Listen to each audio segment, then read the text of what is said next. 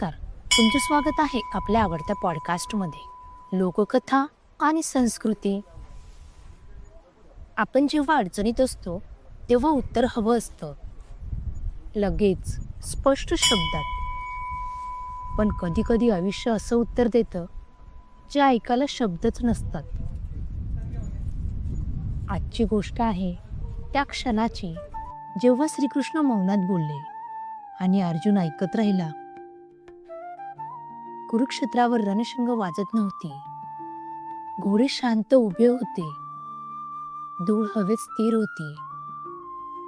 गीतेचे श्लोक ऐकून अर्जुनाचं मन हलकं झालं होतं, पण पूर्ण शांत नव्हतं. तो विचार करत होता, मी समजलो, पण हे मन पुन्हा डगमगेल का? अर्जुन हळू आवाजात म्हणाला, हे मधुसूदना, मन फार चंचल आहे. ते कधी स्थिर राहील?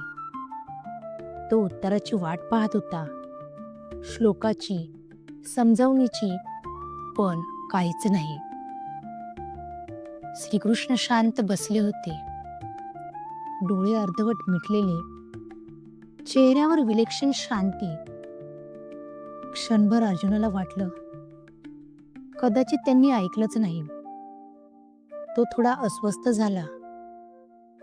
एक क्षण, दुसरा क्षण, कुरुक्षेत्र अजूनही शांतच झालं. फक्त वाऱ्याचा मंद आवाज. अर्जुनाचा श्वास हळूहळू खोल होत गेला. त्याच्या मनातले प्रश्न आपोआप कमी व्हायला लागलेत. अचानक अर्जुनाच्या लक्षात आलं, मी उत्तर ऐकण्यासाठी थांबलो होतो, पण आता मी स्वतःला ऐकतोय. मनातली घालमेल थांबली. राग, भीती, गोंधळ सगळं शांत झालं. तेवढ्यात श्रीकृष्णांनी डोळे उघडले. अर्जुनाकडे पाहिलं.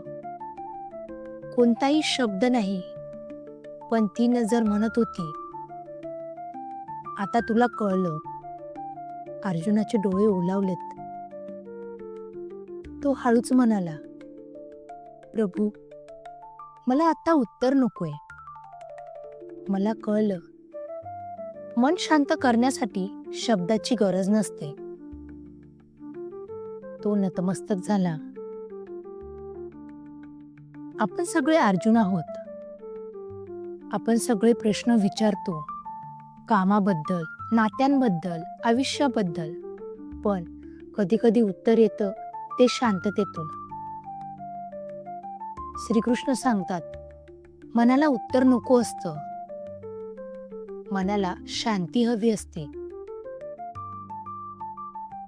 आजची गोष्ट तुम्हाला शांत वाटली असेल तर थोडा वेळ शांत बसा, आणि ही गोष्ट तुमच्या मनाला भिडली असेल तर ती इतरांपर्यंत पोहोचवा.